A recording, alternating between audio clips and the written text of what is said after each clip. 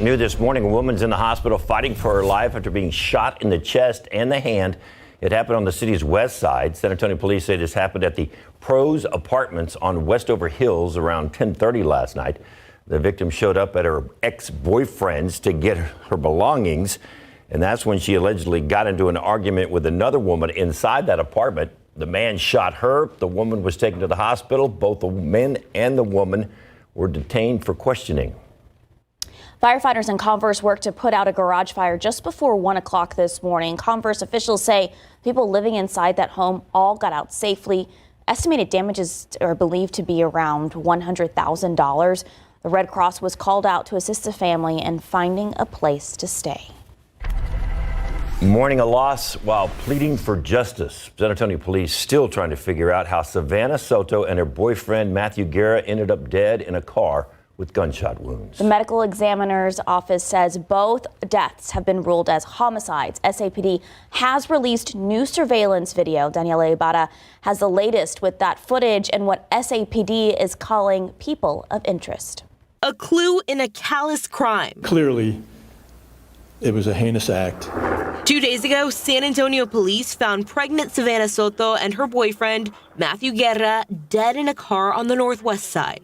Now, they're sharing this surveillance video. We are hoping that someone is able to identify the individuals that are seen in this video. McManus says this clip was taken not far or long before the gruesome discovery on Danny Kaye. Detectives right now are combing through days of surveillance video from several different locations that the victims were known to be. These two people are who police are calling people of interest. One is in a dark pickup truck with a bed cover, likely a Chevy Silverado.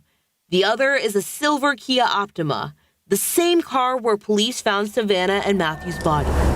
The medical examiner ruled Savannah's death as a homicide. They say she had a gunshot wound to the head. As for Matthew, they say he had a contact gunshot wound. What does that mean? It means that it was there. Police are treating this case as a double capital murder and hope someone can help solve it. You can remain anonymous. You do not have to give your name. As you can imagine, the Soto family trying to find peace in the middle of this tragedy. They held a vigil for both Savannah and her unborn son, Fabian, yesterday at Kenwood Park. Avery Everett shows us so many of their questions are still unanswered, but the community is stepping up to support them.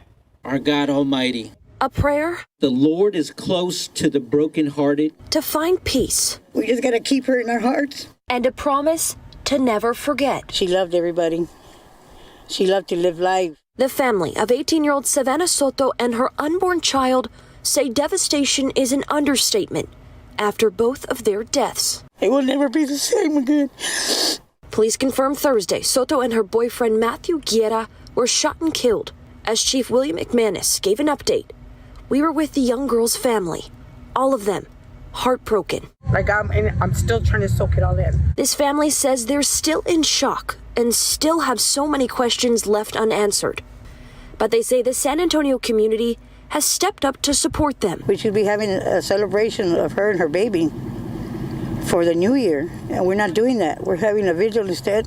This park is a place of peace for the Soto family. Their son, Ethan's tree, is here. He was shot and killed some time ago. Now, right next to it is a memorial that's growing for Savannah and her unborn son, Fabian. We didn't get to meet him, but I would have been very honored to have met my great-grandson. The Soto family says balloons and candles won't change what happened. I know one day we'll be up there together seeing each other again, but for now we don't, and we won't see her anymore. But for now, it brings everyone closer. This is for both of them. And gives them a chance to say goodbye. Avery Everett, KSAT 12 News. We want to show you that surveillance video one more time. Just take a look on your screen right now.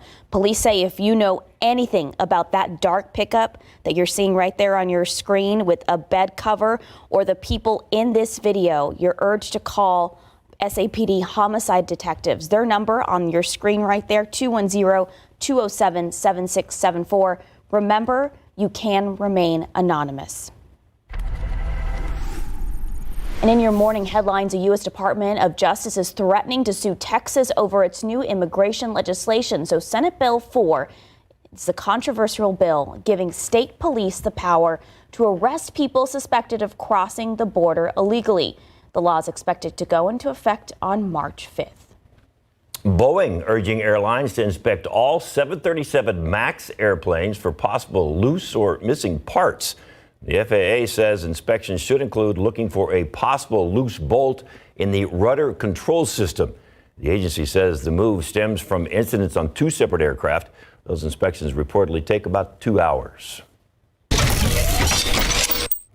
The Arizona Wildcats took the win after last night's Alamo Bowl against the Oklahoma Sooners. KSAT's Nick Mantis was there, and he gives us some of the game highlights.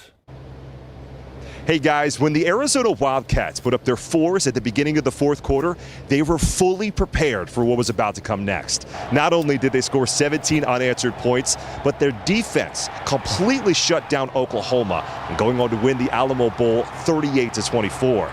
And Arizona head coach Jed Fish told us that the main reason why the Wildcats were ready for that fourth quarter was because of their strength and conditioning staff. We were expecting a battle. There was nothing going to be easy, even though we went up 13-0 in the first quarter.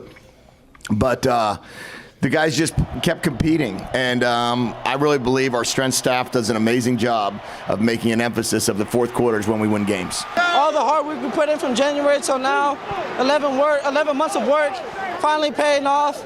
And I'm just going to try and soak this moment as much as I can, spend with my teammates and my coaches and my family, and have a good time. And with this win, the Arizona Wildcats finished the 2023 season with 10 wins, only the 4th time in program history that they've been able to do that. And they'll head back to Tucson as the champions of the Valero Alamo Bowl. For GMSA, Nick Mantis.